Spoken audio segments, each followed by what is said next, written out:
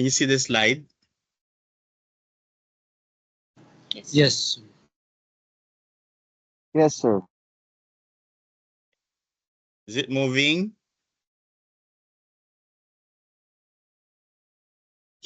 Yes, sir. Magalaw.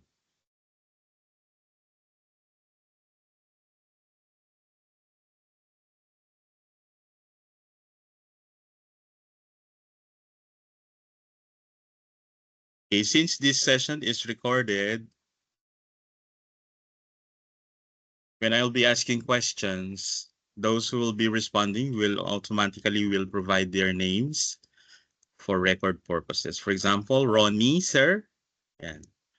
Ronnie po, my answer is ganon. Always put your name so that in the transcript, nagpapakita yung person na sumagot nung question na yon. Okay? Para kapag mag-review ako ng mga responses and recitations for the class standing, I would just count the number of names being caught by the transcriptor. Naka-automatic naman, lahat naman sasabihin natin ay nakasulat sa ating transcript. That be okay?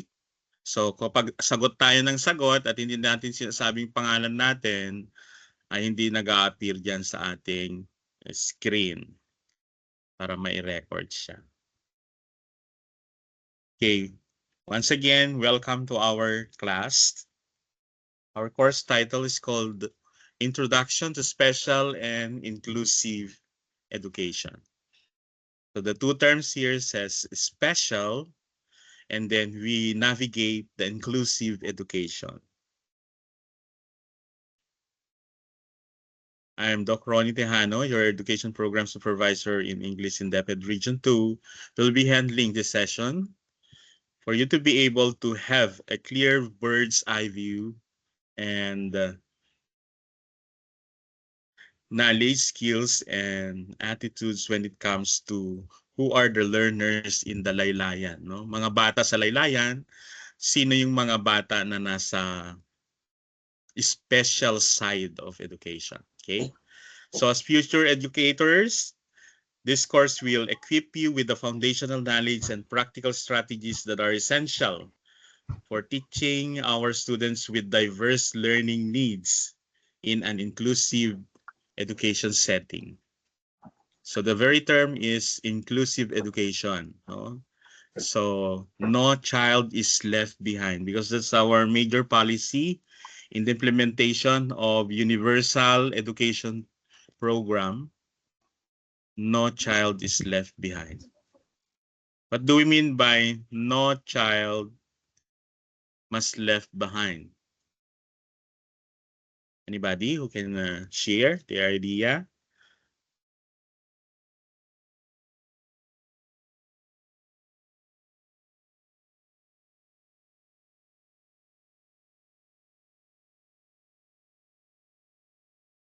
Sir Ira po.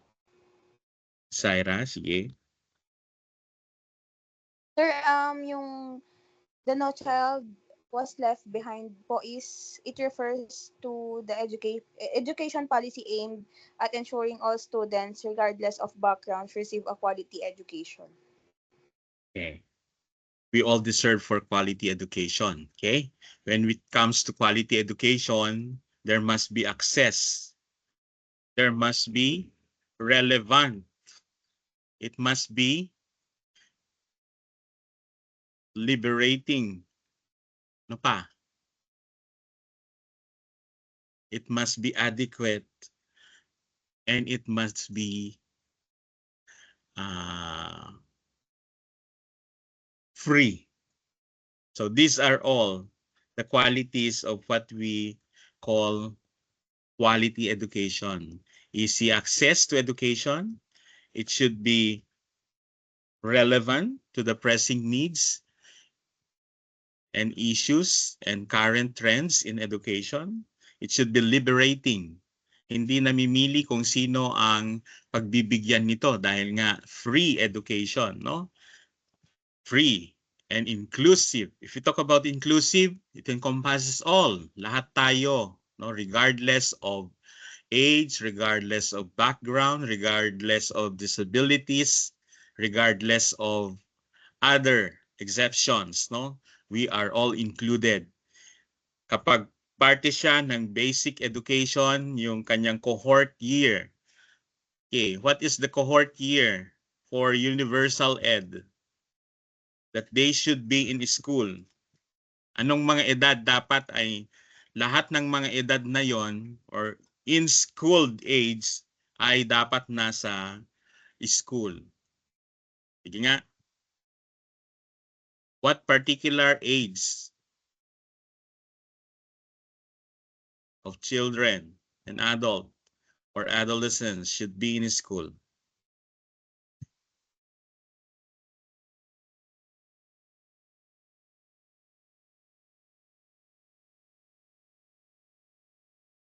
Anybody? Sir Richard. Richard? Richard, sir. Richel? Richard, sir. Christian? Richard, sir. Richan? Yes, sir. Rickson? Maramag? No, sir. What? Sige, proceed. So, according to what I have witnessed, those who are at the age of 6 should be at the should attend the grade 1 or the school already for them to 6 start years their old. letters. For my experience, sir, but I guess it's 5 to 6. Oh, 5, no? 5. Ang entry age ng ating mga kindergarten learners should be 5 years old, no?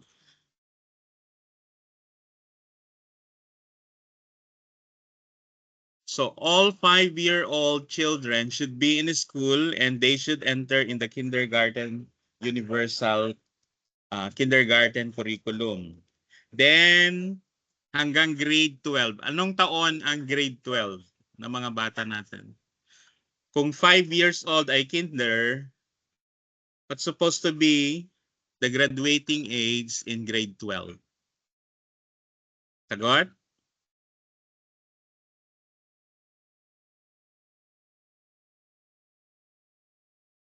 Sir, 17 to 8. 17, no? Noon ay college na kayo.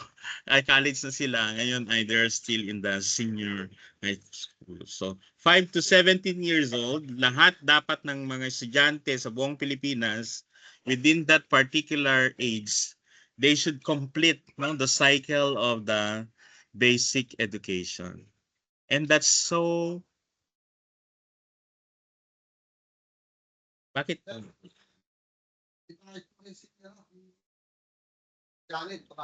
Ay, ito. Ate, may parcel daw si Ma'am Janet. It's very ideal that all students should be in school. Pero anong nangyayari, no? For example, we are in other division supervising schools and we are on travel. Nakikita namin sa gilid ng daan ang daming mga bata na hindi naman pumapasok sa paaralan. Alas 9 ng umaga, no? 9 or 10, 1 o'clock in the afternoon. They are playing or sometimes they are picking something else dun sa gilid ng daan or somewhere in the field. So don't you think that we are not meeting the standard, the set standard that all 5 to 17 years old should be in school? What might be the reason why they are not being catered? Sir, Kenneth, sir. See? For me, sir, is Kenneth, sir. Kenneth, For me, sir, is the reason why some of our yung mga yung mga yung mga tao mga bata sa labas, sir, is because of poverty, sir. okay, number 1, poverty, no? What trigger poverty? That they could not go to school. Lagi nating sinisisi, ay, sir, poverty. So poverty, hindi ba priorities ng education para sa kanila? Sir, excuse me, sir. Still Kenneth on the line? No, sir, I'm Richard. Uh, I do believe that it's not all about it's not all about poverty, but because mhm. of the lack of discipline of the people, actually there's a lot of programs that the government already given, but some Filipinos are choosing to reach that programs or limiting themselves from the programs like free education. So the Philippine government already given a program, but they are not doing their best to reach that program. So lack of discipline or limiting themselves. Okay, they are not yet aware of these programs, no? Marami pa rin kasi ang hindi na-reach out to disseminate that there are programs dahil pag sinabi kasing pagpapaaral ay napakabigat para sa isipan, no? At loob ng mga magulang dahil ang priority kasi it's not for education but yung tiyan, no? Kumakalam na sikmura, hindi ang pangunahing dahilan ay ang pag-aaral. Ano yung mga concerns nila dito sa group chat?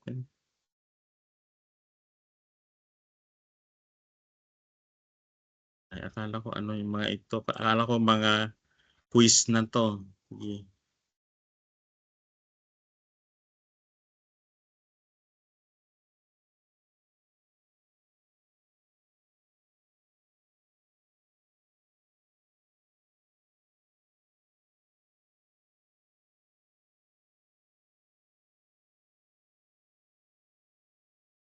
So, umpisa pa lang ng slide, no? Ang ganda na ng ating discussion. So, throughout this semester, we will explore the key concepts in special ed, including the understanding of the various disabilities, learning differences, and the legal frameworks that protect the rights of our learners with special needs. So, moreover, you will also gain insights into the importance of fostering the inclusive classrooms because it's the name of the game now, no? What is an inclusive classroom where all students, regardless of their abilities, they can learn and thrive. So together we'll develop a deeper appreciation for the role of inclusion in education and its impact on both the community and the individual themselves. So this course will not only prepare you to be effective and compassionate educators in the long run, but will also challenge you to think critically about how educational practices can be improved to serve all students equitably, not equally, no? Because there's a great difference between equality and equitably. Sige nga, let's review what is equality with that of equity. Who can differentiate these two terms?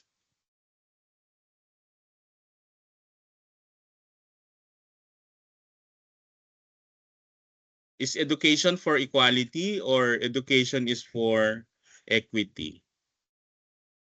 Any idea? Or are they synonymous?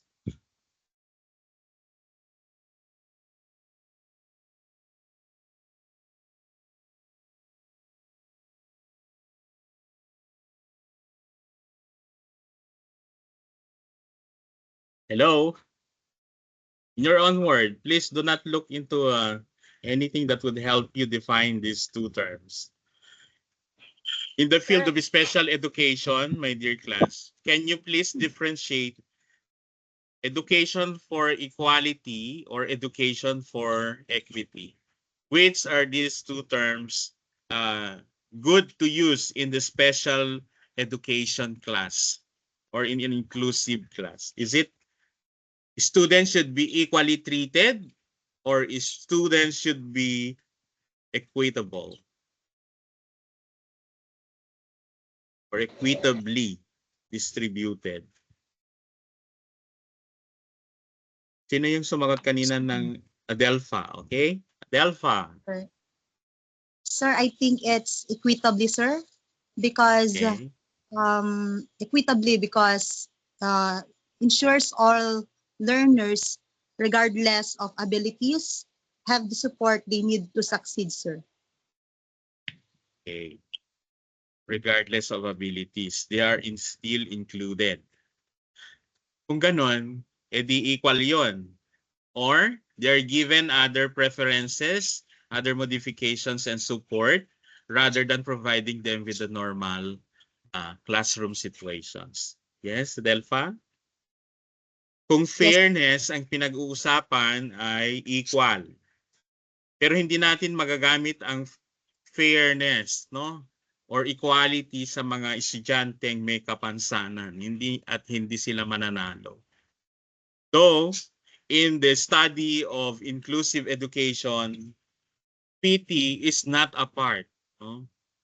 Hindi natin ituturo ang PT or have PT on them. That's not a good term for special needs education dahil wala yung term na yon sa kanila.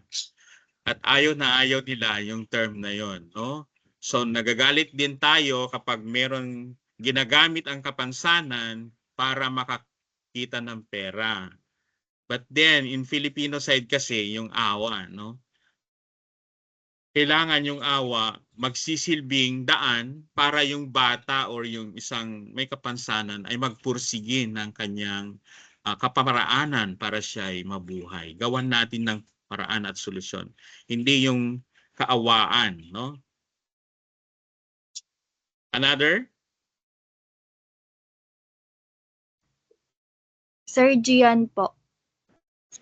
Yan. Ben, Sir, ilagay for nyo yung mga complete names ninyo kasi these are recorded. Naka-transcript lahat to. Ben, is this your official name? Your SIAS? Ben Kumlat. Sino tong Ben Kumlat? Di ba kapag pumapasok kayo, there is a designating your official name bago kayo nakaka-enter sa Teams natin? Tama? Yes, sir. O, i-rename nyo. May rename ata dyan. Sige, bahala kayo kung hindi yan nagre-reflect mga attendance nyo. Si Ben Kumlat, anong pangalan na official? It's Benedict Cum Laude, sir. Benedict. O, Benedict, Yes. you are opening your mic, anak. Yes, sir. Sige, proceed. Sir, for me naman, sir, for me, education should strive for equity, not equality, sir. Because, sir, it is very evident that equity provides additional resources and support students who need it, sir. Because equity in education, sir, ensures that we students have the opportunity to reach our full potential, sir.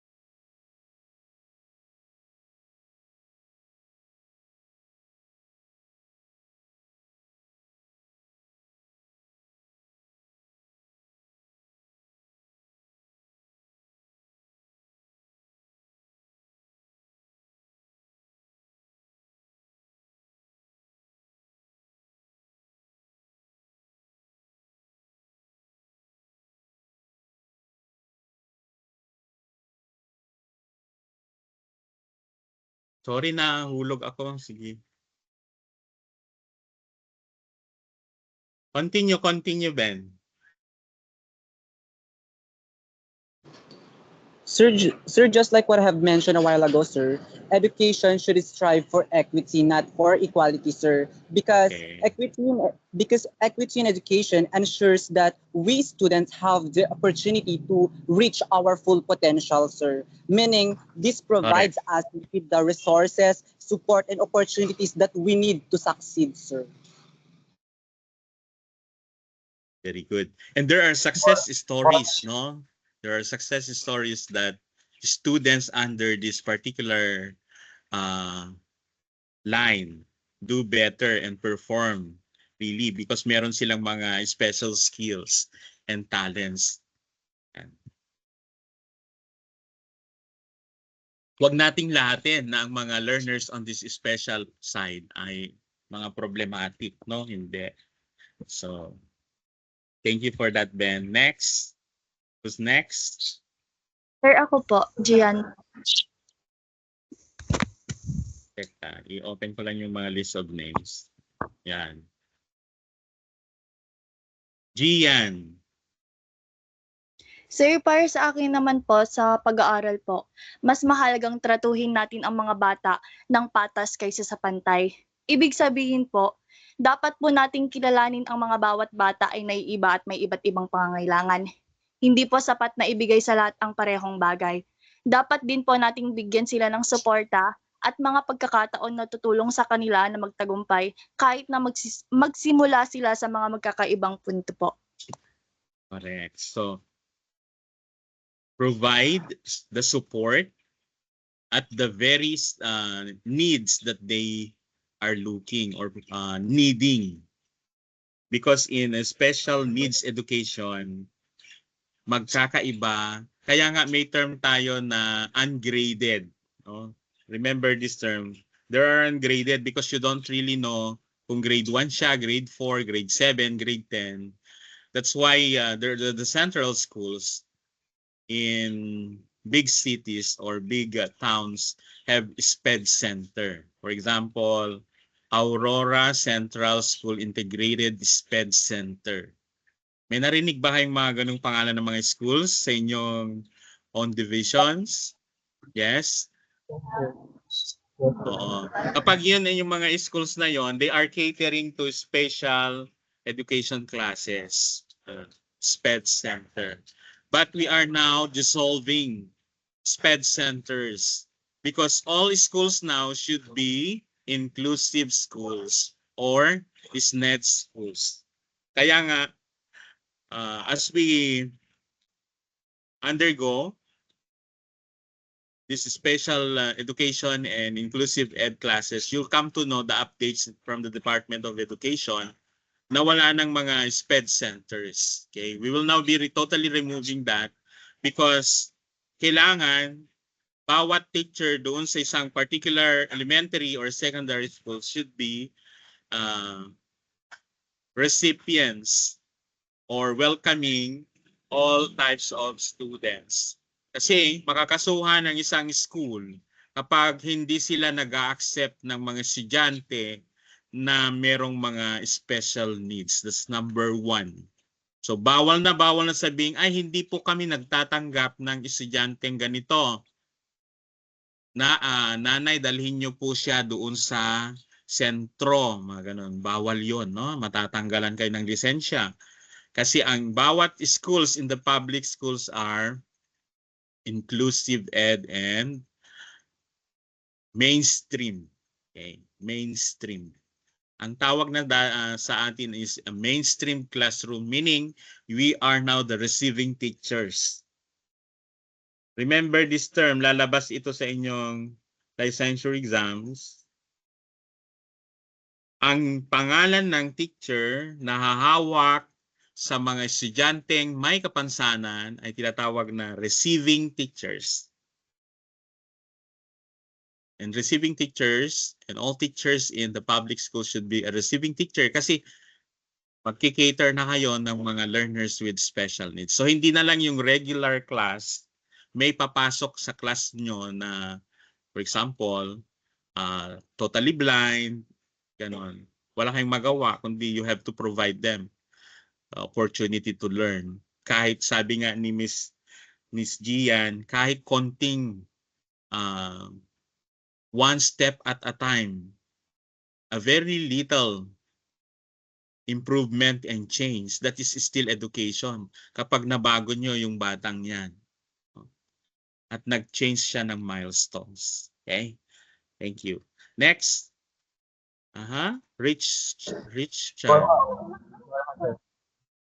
Sir, for me, I believe that the word equal should be uplift to everyone, especially in this time that we are having our um, hybrid learning. So whatever status do you have, even if you are rich or you are poor, or even if what ethnicity you came from, or even if you are too young or too old, education is for everyone. And at the same time, according to the 1987 Constitution of the Republic of the Philippines, each Filipino should have given the right for education. And at the same time, the word equal means that um, you, me, and every one of us should be given the same right with other and with the same right with what I have. So that means that education is not for only for special special child, or I'm sorry for the word special child, for those people who are with personal disability or for normal people, but because our government already have a program, so the SPED, the ALS, and for the normal people, those are the programs that our government already given. So meaning we're going to identify what classification or category those people are or should we belong them, especially if there are PWD. So there are programs like SPED, like what you have said a while ago. So therefore, we're going to place them there. And the teachers are going to focus on them or what are the needs that for them of them, then that is one program of our government. Another thing is the OWS. Why is it there is OWS program? It is simply because some of the children or the students here in our country are unfortunate to go back to their education because of some reasons, or maybe poverty or financial difficulties. But that's the reason why the government already um, provide a program for them, a house program, so that they can be able to continue their education. And that is the reason why they created that program. And that concludes everyone are given the right for education, and that is equality for me. Thank you so much, Richan, for emphasizing also the term equality when it comes to rights-based education. Yun. So, when it comes to right, equal ang pagbibigay ng edukasyon. Sabi mo nga, for rich or poor, we have free access still for quality education. And you also mentioned about ALS, and that's one interesting lessons that we also be working on with spatial and inclusive. So kasama siya, parte siya ng inclusive education. So that's one of the government programs for catering learners na nag-stop, no? Yung mga out of school youth or OSY, and also the out of school adults, no? We have two out of schools. Siguro there are reasons why they quit school during their time, no? Marami kasing mga sino sa inyo ang ALS pala? Nag-enroll sa ALS, wala? Or graduate sa ALS? Okay, nasa formal school lahat kayo. Tama?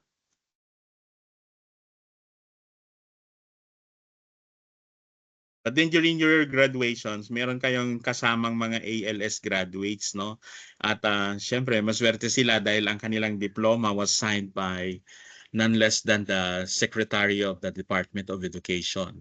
So we'll be signing the diploma, but the school principal was the one who signed your diploma. Tama? Yes? Sumagot kayo.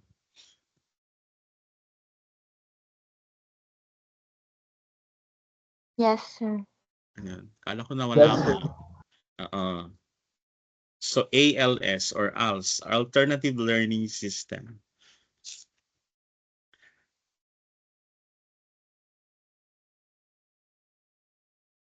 Ano yung aking slide?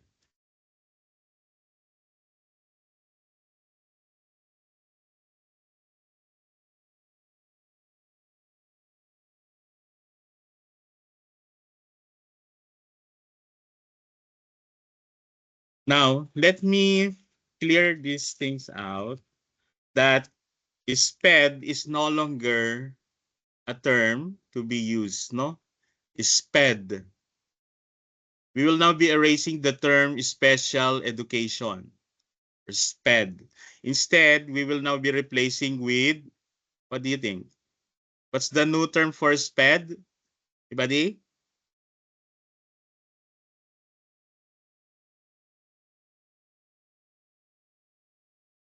Walang nag-research. SNED. S-N-E-D. Everybody please say it.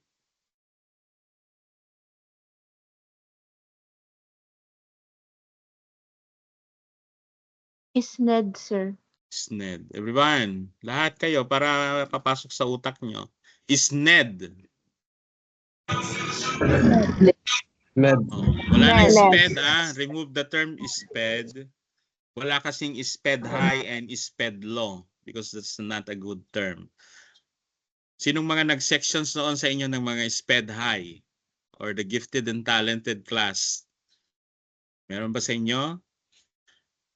Nung high school sila at elementary, they termed themselves as a SPED high. Because their section is SPED grade 1, SPED grade 2, grade 3, grade 4, grade 5, grade 6. Wala sa inyo ang nag-SPED? Wala. Wala. Nasa regular section 1 or grade 1 mabait, grade 2 malunggay, ganun pala kayo noon, no? So in other schools, no, especially the central schools, they have a SPED class. And meron ding mga SPED law na sinasabi kasi nila. So medyo nakakasakit ng loob na we are subdividing special education into 2 levels. Now, we are removing that term, SPED high and SPED low. So we will be replacing it with SNED. So special needs education. Ulitin nyo nga ulit ang spelled out ng SNED, special needs education.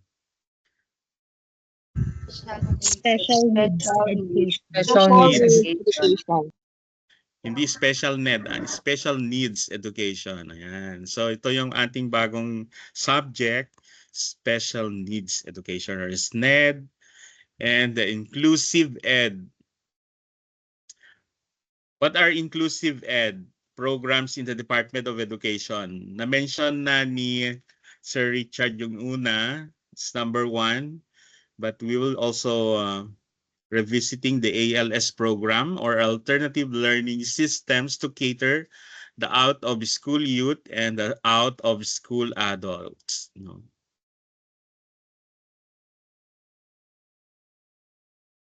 At ang exam nila to qualify them for a diploma is what? ANE. Do you know what's ANE? ANE test. That's the examination for ALS to be given diploma. Pero yung pandemic ay portfolio, no? So ang ganda ng mag-graduate last pandemic kasi may portfolio ka, graduate ka na. Pero ngayon, uulitin na naman nila yung qualifying exams or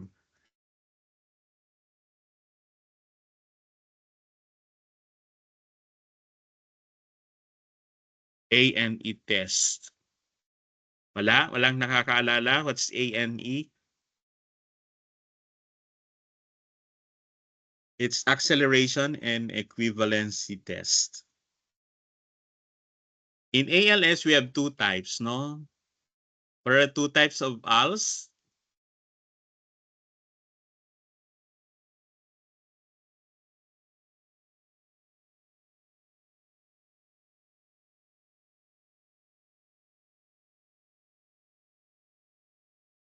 Meron tayong ALS na para sa mga matatanda o mga bata din pero tumanda na hindi alam marunong bumasa at sumulat, no? So literacy.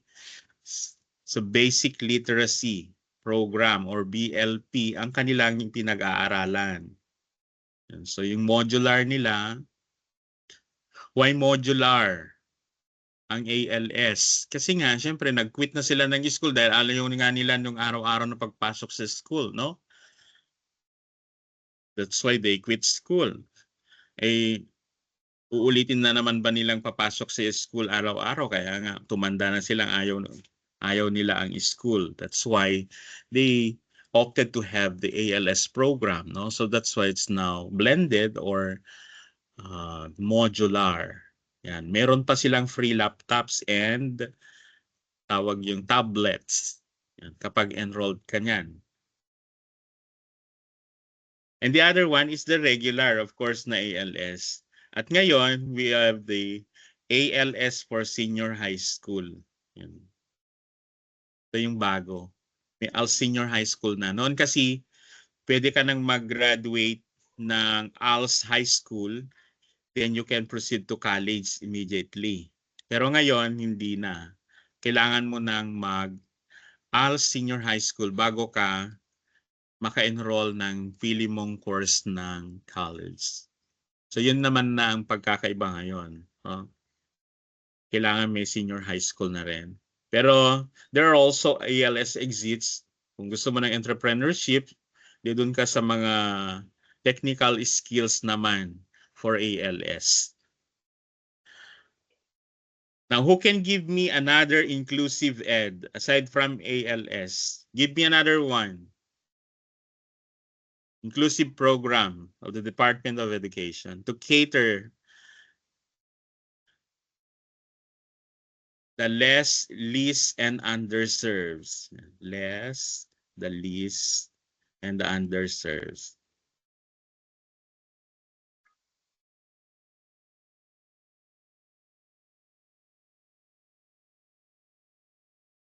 Come on, everybody, please recite. Share your answers.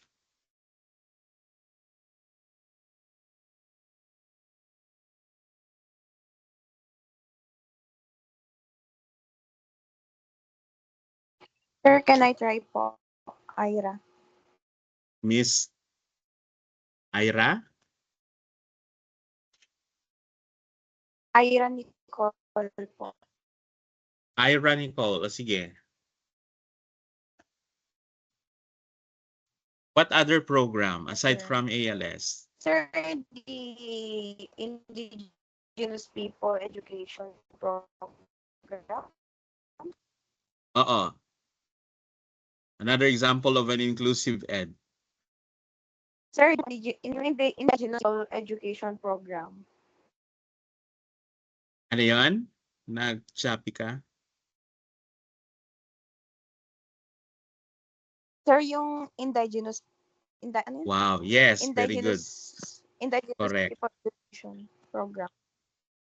Thanks, Ira. The second one is the IPED, no? IPED, IPED, or the Indigenous Education, Indigenous People's Education. Sino naman ang kinikiter ng IPED?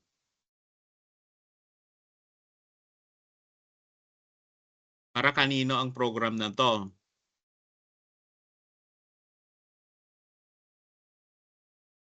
Anybody? Sir, for indigenous people po. Indigenous peoples. Sheena ba yun? Savina? Yes, sir. Okay, they are belonging to the minority groups, okay, or indigenous peoples in the region or in the entire country. Don't you think how many indigenous peoples are residing or living in Region 2? You have any number?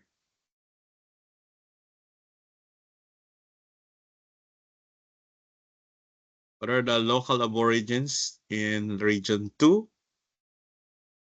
But then, of course, there are recognized DepEd IP-Ed program for Region 2 is meron tayong Ivatan. Taga saan ang mga Ivatan? Batanes, sir. Okay. The language for Batanes, of course, the group Ivatan. The culture, practices, and education is being strengthened and studied among Ivatans. Number 2, sige, mention. What's the next na na-acknowledge ng Department of Education and the IPED and the IP community?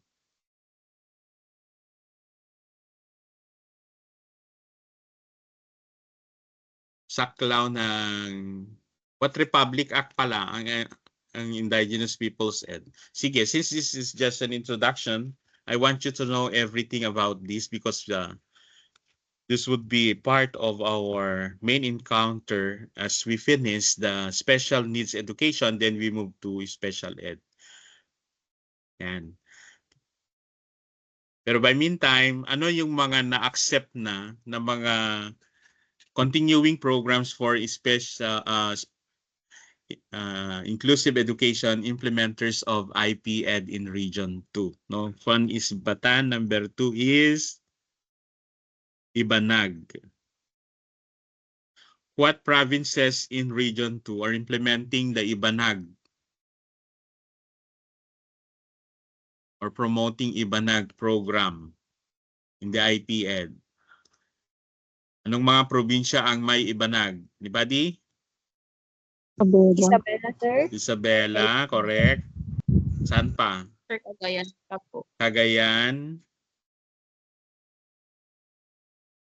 Do we have in Santiago, Ilagan? May Ibanag ba sa Ilagan? Division of Ilagan? Meron, sir. Meron. So, City of Ilagan. Do we have in Santiago? Wala. Kawayan. May Ibanag sa Kawayan? Parang wala, no? Nueva Meron ba? Vizcaya, sir. May Ibanag sa Nueva Vizcaya? Yes, sir. Sir, meron po. Ah, meron. Okay. O, NV. Next, after Ibanag, ano pa yung alam ninyo na na-acknowledge na nag-i-implement ng indigenous knowledge practices?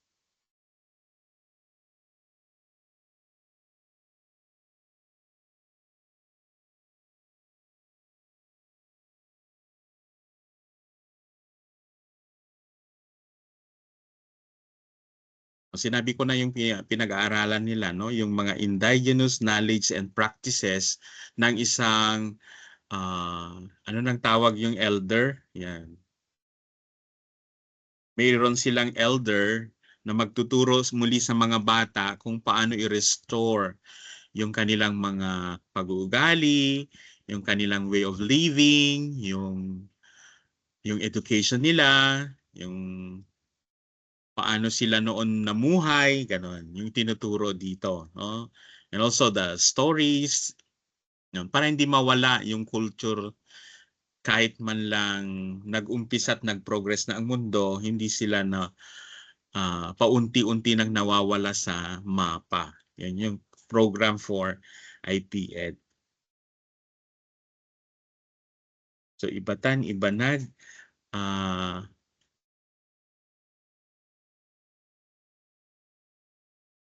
we have also Ilocano, no? Ilocano, but then Ilocano, ang implementer kasi mostly nito ay sa Ilocos, hindi dito sa Region 2. No? So, Ivatan, Ibanag. Sir, hindi po ba kasali yung mga gaddang po, sir? Kasama. Thank you po, sir. Thank you po. Gaddang. Gaddang is mostly in, is it in Santiago? Santiago or Kawayan? Okay lang alam yun. Sino yung may kwan? Once you are nakitaan kayo, no? That you are part of this IPED program and now you are aspiring to become teachers, you are the most priority when it comes to the selection of pool of teachers in a particular area where IPED is being implemented. So kung kayo after graduation at nakapasa kayo ng inyong board exams, hahanapin ninyo yung inyong blood, no? By blood, halimbawa, gaddang kayo, magiging priority kayo, no? To teach in that school. Yan. So kailangan alamin ninyo ano yung mga dugong dumadaloy sa inyo. Ah? Yes? Yes, sir. Sige nga, mag-kwan kayo, mag-mapping kayo.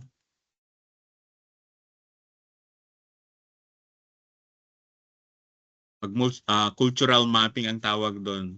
Si Alaysa, anong lahi o dugo mo Alaysa? Ilocano, Ibanag, Itawit, Gaddag, Yogad, Kiangan, Kangkanae o ano ka? Ano po, sir? Itawes or Ibanag po. Anong mas malaki ang porsyento? 90-10, ganon? 50-50? Yes, sir. 50 po sa Itawes, saka 50 sa Ibanag, sir. Sinong Itawis? Nanay, tatay? Nanay po. Si Adelpha? Sir, pure Ilocano po. Saan? From Camalanyugan po ako, sir. Saan sa Camalanyugan? Ziminila po. Manila. I'm from Alilino. Ay. Sige. Si Gian. Ibanag po, sir. Ibanag. Saan ka, Gian? Sa Isabela po, sa Nagilian po, sir. Nagilian. Sa may Gamu, no? Yes, sir. Paano pa po, sir? Paloob pa. Yes, sir. Aya Zent.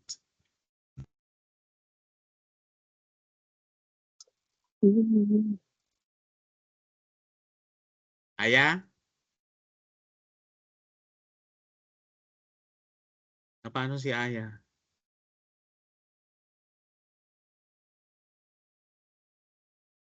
Ben. Si Ben. Yes, sir. Anong affiliation mo, Ben, sa IP? Wala?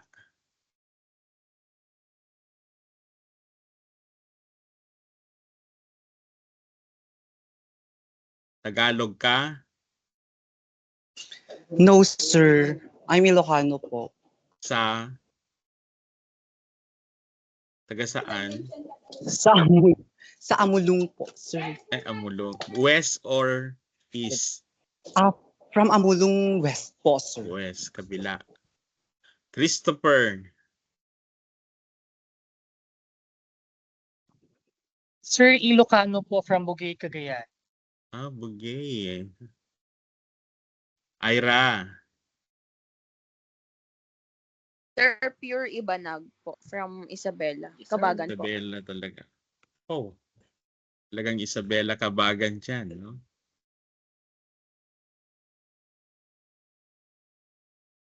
Jackie.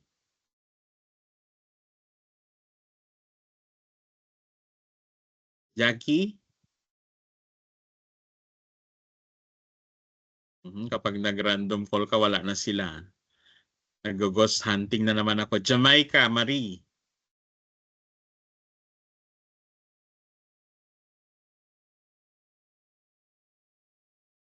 Jackie, Jamaica, Nasaan kayo?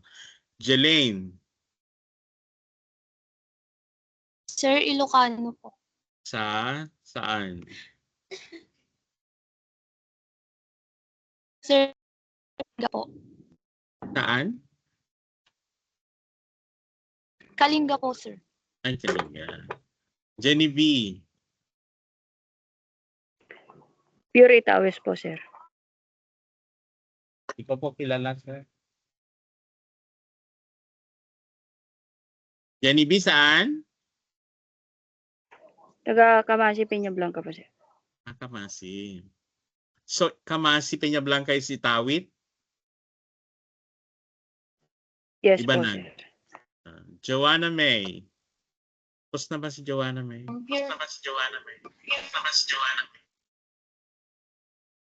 Kenneth. Sir, Ilocano, sir. Joanna. Nalpasen na damagkatayan? Sir? Natanong ko na kung taga saan ka? Hindi pa, sir. Sa? Delphine Albano, sir. Medyo paloob. Kenneth. Sir, Ilocano, sir. Pure Ilocano po. Sa? From Alcala, Cagayan, sir. Saan sa Alcala?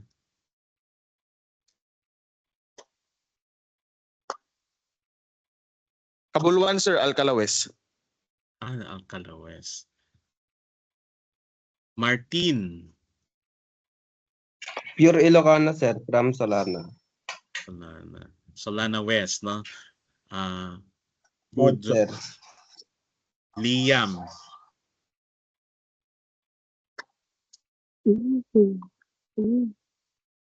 Liam. Sir, pure Ilocano po from Tuaw East. Wow. Tuaw West siguro, no? And Tuaw. Saan ang Ilocano? West, di ba? Or East? Tuaw East. East po. Sa sentro. Next, Nicole. Sir, Itawis po. Sa? Itawis po. From Tuaw? Kamasi po. Ay, Kasi po, Kamasi. Peña Blanca. Nizel Ann. Ilocano, sir, from Delphine Albano. Dalawang Delphine. Rika. Sir, from Amulong, sir. Ilocano at Bisaya, sir. Bisaya. Father mo, mother mo is Bisaya? Yeah. Father? Mother. Anong po. Bisaya? Anong tawag doon?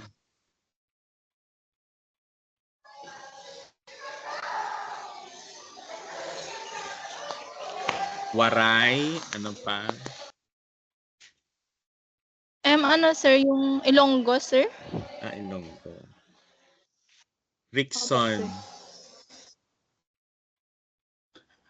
Half Itawes, half Ilonggo, sir. Yung father ko po is from Peña Blanca. Then yung mother ko po is from South Cotabato, sir.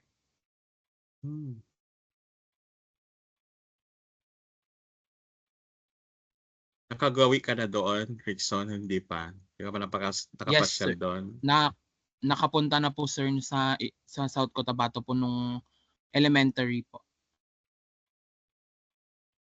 Maganda doon. Yes, sir. Marami ring mga tinatagong ganda, Is sir. Sultan Kudarat is in South Cotabato? Not sure lang, sir. Parang. Sige.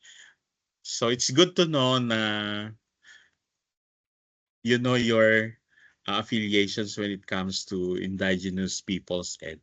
Now, we have ALS, IP Ed number 3. Siguro naka-advanced research na. Sino yung nakakalam ng another inclusive ed program? Rich Ann.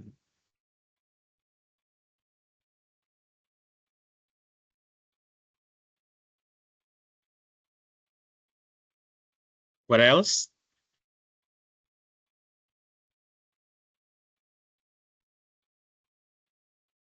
Kailangan alamin nyo lahat ng mga ito dahil kapag new teachers ka, mostly dito ka binabato, no? Are you willing? That's the first question of yours, superintendent, or the one who will be interviewing you. Are you willing to proceed to these particular areas of schools where your exigency in service is most needed? Yun ang term. Pag sinabi mong ayaw mo, so sa 100 na mga applicants, babalik ka dun sa pila ng pang 99 or 100. So tatanungin ko kayo ngayon na, no? Are you still willing to join in the public school if you would learn the SNED and inclusive ed programs of the Department of Education? Yes or no? Yes or no? Wala nang gustong sumagot.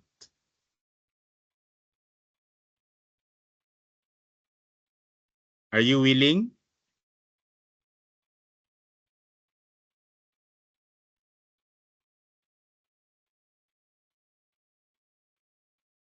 Ba't ayaw niyong sumagot? Wala kayong commitment?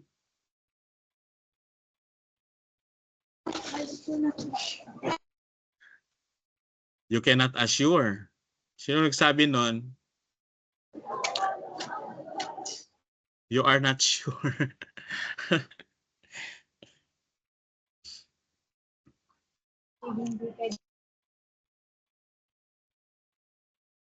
Okay, my dear teachers, you should be ready. You should always be ready to say yes. Do not say no.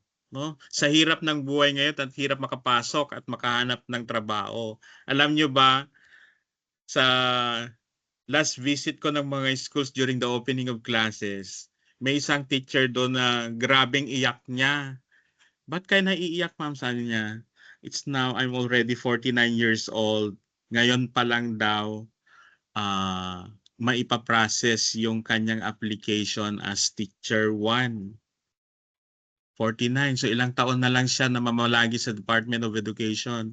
And you're only given 15 years by the GSIS to complete your terms of service bago ka makareceive ng iyong tawag doon, pension. So the minimum number to receive a pension is 15 years in the government service, no? So 49 siya. So ilang taon siya bago mag-retire? I-add nyo nga. 49 plus 15. Ilan? Ilan siya magre-retire at 60?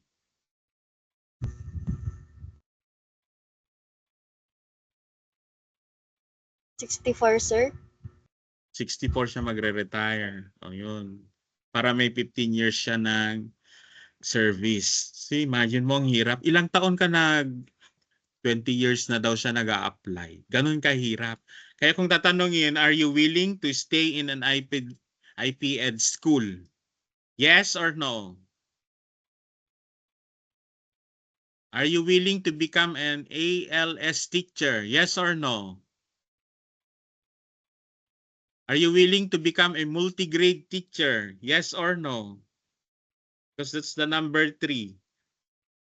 Multi-grade teacher. Do you have any idea? What are your roles and your specific tasks if you are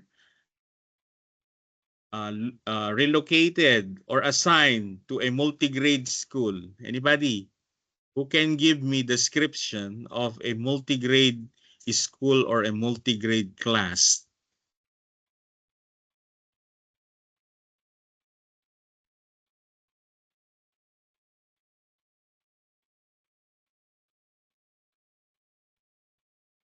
Joanne. Sir, ang multi-grade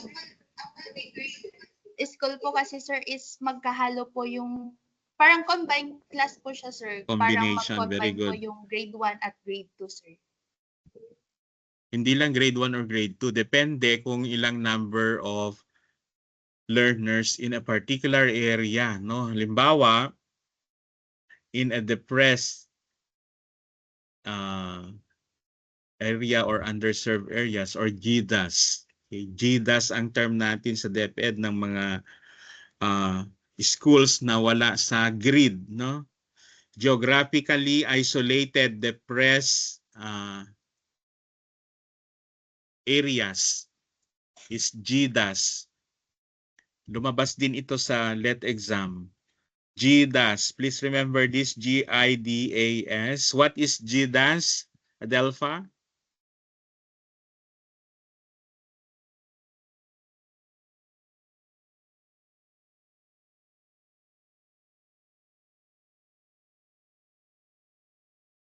Miss Adelpha, what is GDAS again?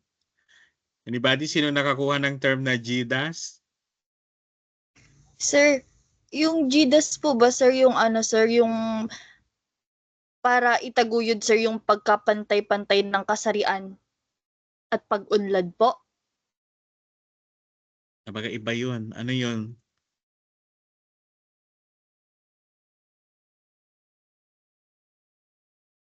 Sir, sir. Saan mo na kanyan na GDAS? What we are working here as the... For gender and development. God yun.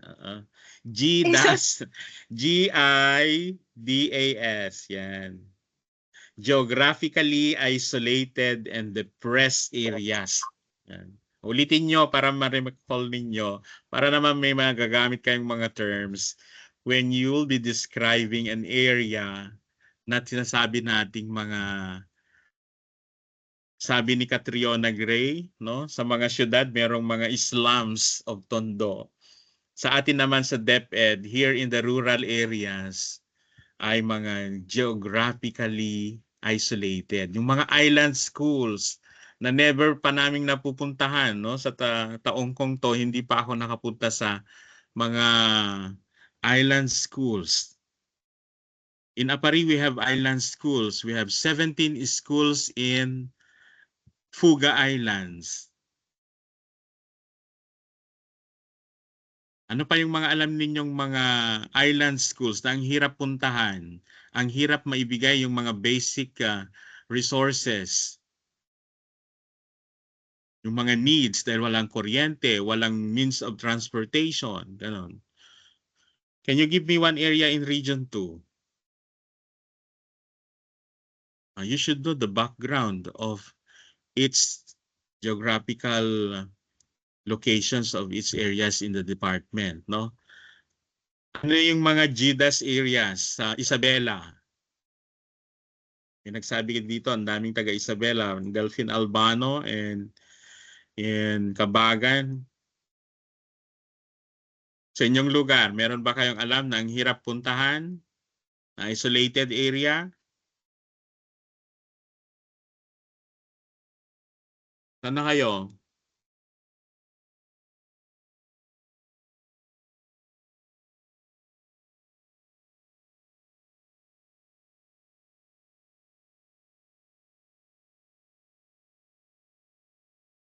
Di nila alam kung saan yung mga lugar na mga ang hirap puntahan. Number 1 is Palanan. Palanan, Isabela, hindi lahat ay makakapunta ang tao doon, no, na mag-beach. Bakit? Sino na sa inyo Malayo, nakapunta ng sir. Palanan? Yes, sir, malayo siya. Di ba? Palanan, Isabela is a GDAS at yung mga schools doon ay mahirap puntahan. Another, Dinapige. Sino na sa inyo nakapunta ng Dinapige? Wala pa. So we've been there last July, I think. We went there. We passed by Quirino, from Santiago to Quirino, in Nagtipunan, Quirino, down to Aurora, Dingalan, Isabela, passing Aurora Province. No, it's not Aurora, Isabela. We are moving on, moving outward. Pumunta kami ng Region 3. No, Aurora is Region 3 or Calabarzon? After Quirino pala is Aurora na yon, sa Baler, ganon. Tapos dadaan ka yun, si circle mo, hanggang makapunta ka ng Dinapige. So, nag-iisang bayan ang Dinapige doon sa Aurora province. Ganun katindi at kalayo pala ang lugar na yon, no? Sinong may kilala sa Dinapige? Wala sa inyo? O i-google ninyo.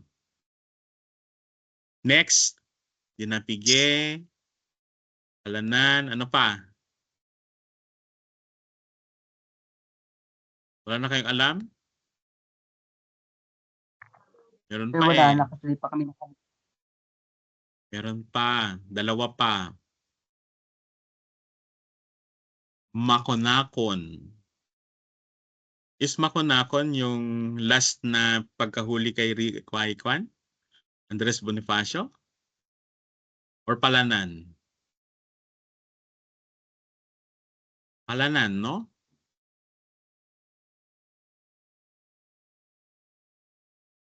Palanan and Maconacon are also geographically isolated. In Cagayan, we have Fuga Island. We also have in Babuyan. Ano pa yung nasa pinakatuktok? Calayan. Yun. Yes. We also have the Lupiri. In Gataran, we have the Bolos Point. In Baggao, ang Bolos Point ba is Baggao or Gataran? Sir, Gataran po. Gataran. Ano naman yung sa Baggao? Yung parang ang hirap puntahan doon. Yung island doon. Sino nang pumunta sa Cape Engaño?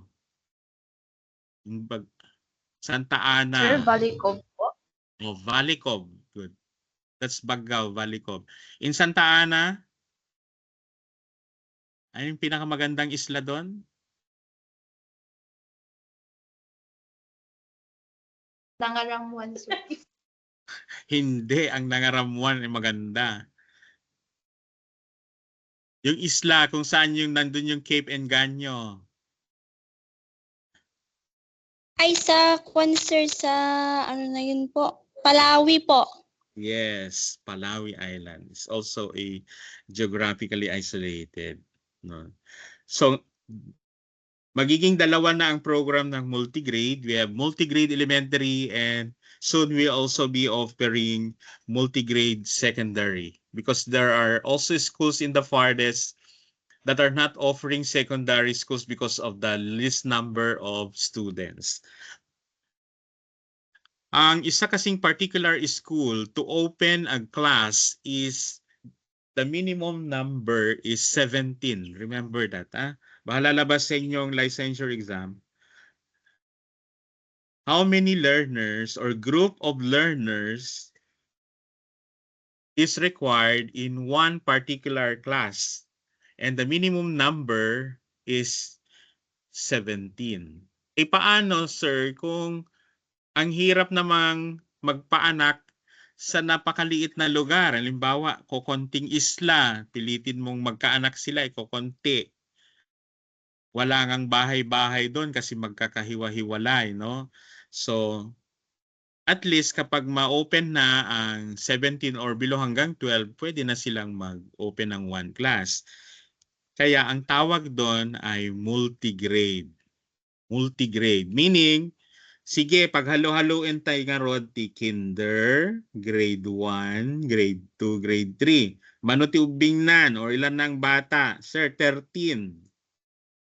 O sige na, mag-offer na tayo ng program. Kesa naman hindi mag-aral yung mga bata doon sa lugar na yon. These are only good, no? As a solution for inclusive education to those areas na talagang mahirap makapunta ang mga bata doon sa regular na isang schools doon sa medyo malapit sa lugar na yon. Pero kung sobrang layo na, sige, mag-offer na tayo ng multi-grade classes. Pero tingnan ninyo, kawawa, yung isang room, wala pang semento dahil alam man dalhin doon ang mga semento, mga buhangin, ganon, yero. So it takes time para mabuo ang isang complete elementary school sa mga lugar na ito. So that's the real pictures of multigrade. That's why I'm now asking you questions pa lang. Baka tatanungin kayo, ang mga questions na to, magki-quit na kayo, magta-transfer na kayo ng tourism. Ben, are you contemplating to go to criminology already? Sir? Are you contemplating to go to Pardon? tourism na?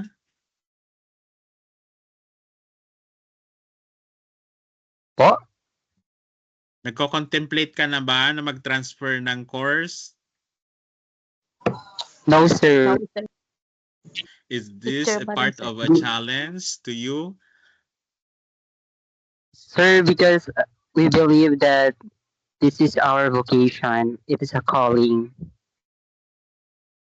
Wow, sige. Thank you for that. Sino na nagbabalak lumayas? Ay, iyan pala ang una nilang assignment na ibibigay sa amin. Ayaw ko na maging teacher. Most especially if you are secondary teachers. Ang mga secondary schools kasi ay 1 per town.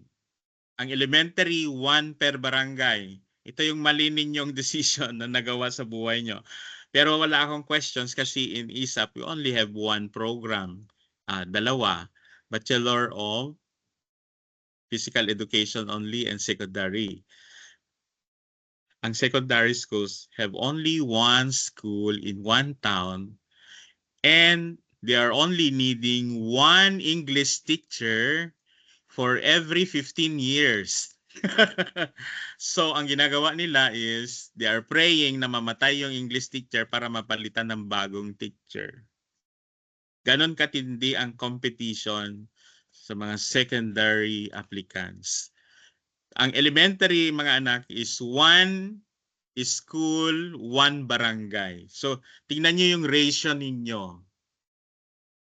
Saan napili ninyong course. Pero hindi ko naman sinasabi na, good, that's your decision. You continue na kasi second year na kayo. Pero I want you to realize yung the need of per subjects kasi kapag secondary schools, ang requirement is per specialization. Halimbawa, in Amulong, Amulong East National High School, they are only looking for mathematics teacher and you are an English teacher of Amulong applicant. Hindi mapupunta sa iyo ang item kahit walang applicant ng mathematics ang Amulong East. Ang gagawin nila, they will look for an applicant nearby from the other town to supplement the needing specialized course or subject doon sa Amulong East. Ganun ang katotohanan. Sir, do we have any solution? We have a very good solution. Secondary applicants can teach in the elementary. Pero you are in the second priority. You are not the top priority because there are also applicants who really are graduates of Bachelor of Elementary Education. Ganun yun. So, yung unang tanong, natatanungin sa inyo, are you willing to go to a multi-grade school in Palanan, Isabela? Another question ko sa inyo. Are you willing to teach in Batanes because kulang ang teacher sa Batanes?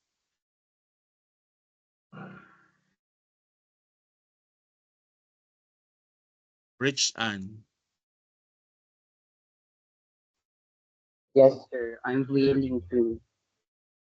Oh, ang Batanes, ang ganda-ganda doon. Ang dami nang pumupunta doon because they are requiring teachers to apply, even principals. Dahil sa Batanes, gusto nila, simple lang ang buhay nila. At yung mga nakakapag-aral na ayaw nilang bumalik doon sa kanilang lugar. For example, no, kwento-kwento na naman. Ako, meron akong anak na 2. Taga Batanes ako, no. Pinag-aral ko siya sa Maynila yung isa at pinag-aral ko sa Tugigaraw yung isa. Hindi na yun babalik sa Batanes. doon nakapag-aral sila, ayaw nilang balikan yung lugar nila. So, nagkakaroon ng brain drain or mga professionals, the drain of professionals. Kaya yung mga pumupunta sa sa area ng Batanes ay mga ipula.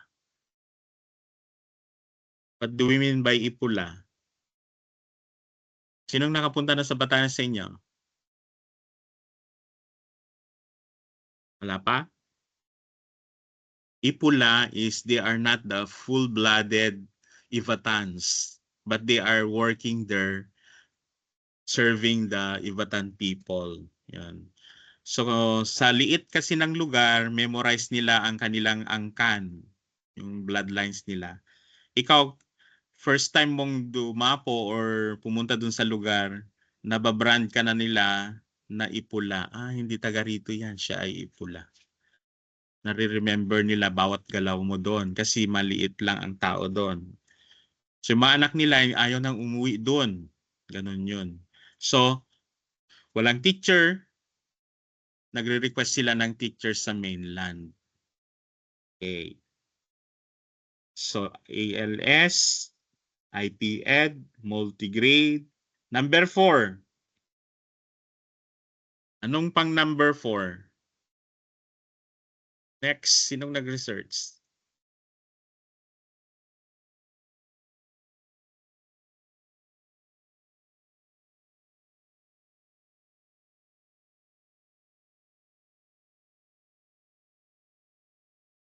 Wala na?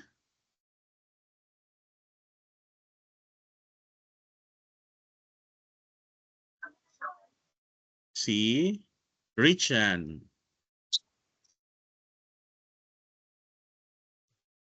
Sir, wala na po. Wala na. You Next, were not able to. Okay, so I'll give you number 4 is madrasa education.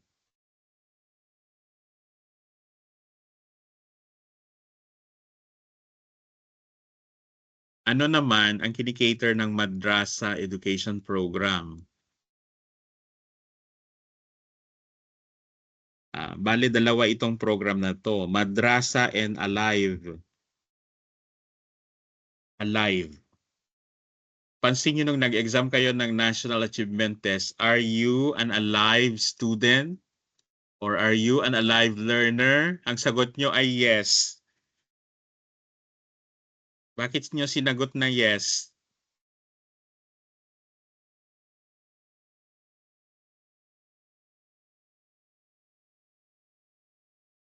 Oh, who can give me a backgrounder or a briefer about madrasa education? Yes? Sir, Yes. hello, sir. Richard. Sir, ano po? Ang madrasa education po is, ang focus niyo po ba is yung sa mga Muslim, parang ganun? Correct. Yes, very good. Richard. Richan, Madrasa Education Program is for the Muslim learners. Yan. Kasi ito yung malaking hinaing kung bakit nagkakaroon talaga ng malaking hidwaan between Christians and Muslims when it comes to equity for education. Kasi hindi nabibigyan ng pagkakataon ang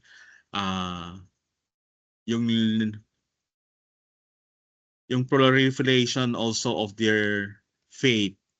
So that's why in the Department of Education, we are also opening the avenue for all our Muslim brothers and sisters to continue. Aside from yung indigenous knowledges and practices ng IPED, we are also welcoming them to implement their Arabic language and values education program sa mga elementary grades learners nila, yung mga bata. Kailangan ng ma-implement pa rin yung kanilang paniniwala at the very grassroots level, yung pinakamababang age nila. So, kailangan yung paano pagsusuot ng yung mga babae na hindi nagpapakita yung mga buhok nila, ganon. So, alive class ang tawag doon. What is alive? A-L-I-V-E. Christopher? Sinabi ko na kanina anong meaning ng alive.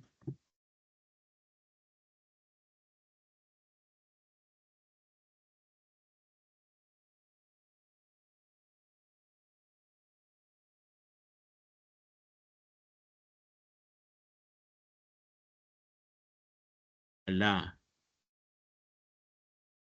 Anybody? What's alive? Sir? Adelpha. Sir? Yan lang.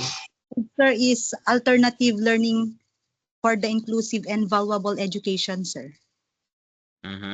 Other try. Is it alternative learning? Martin.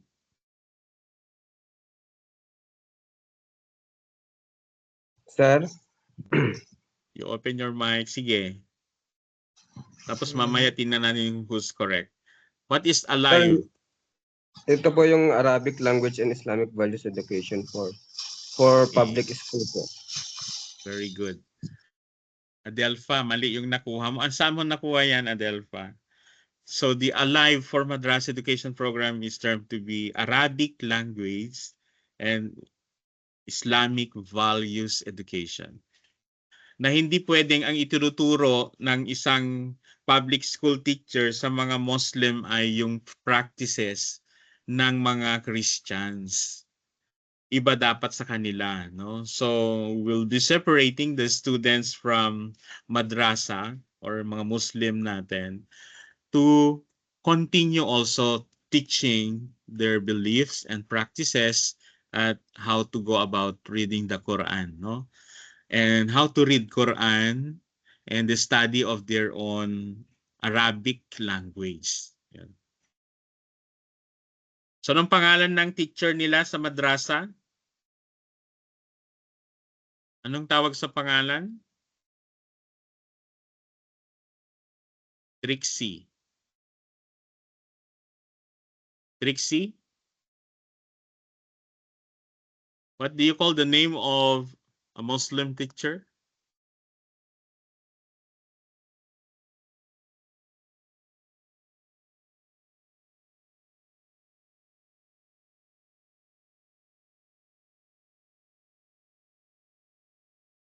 Yes? Sino yun? Nag-raise ng button? Ben? Mula, sir. Ah?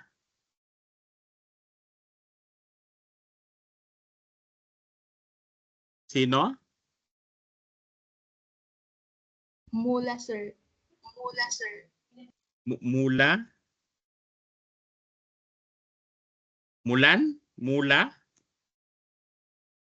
Mula, sir. Mula, sir. Mula. Another.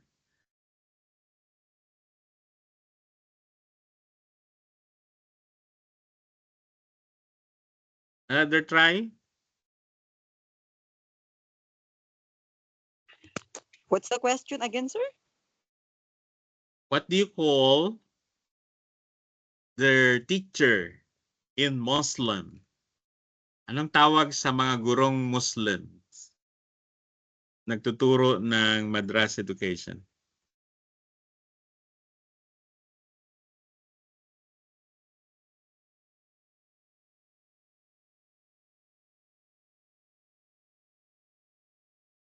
Sir, try ko po.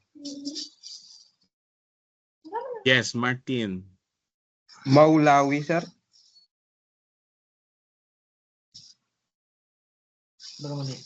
Baka yan, is that elder or a teacher?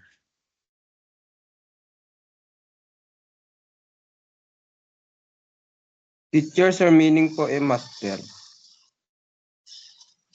Ah, master. Yung parang elder yan. Hindi, yung teacher mismo sa isang formal school. In a formal school.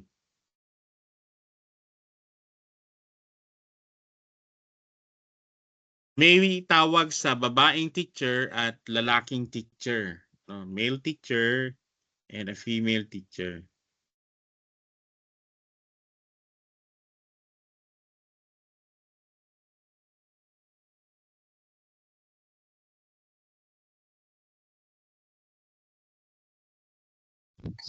Wala? Sir, try po. Letter U. Letter U ba yun Ustad, sa'yo? Ustad. Very good, sir? Tricia. Yes. Ustad. O, research nyo nga. Kapag male, ustad. Ano, parang si female is ustad. Ustada, sir? Pag girl? Pag female? Pagpaiso, ustada. Kita nyo man?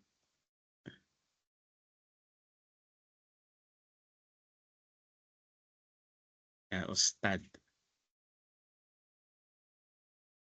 ALS, iPad, multigrade, madrasa. Ano pa yun?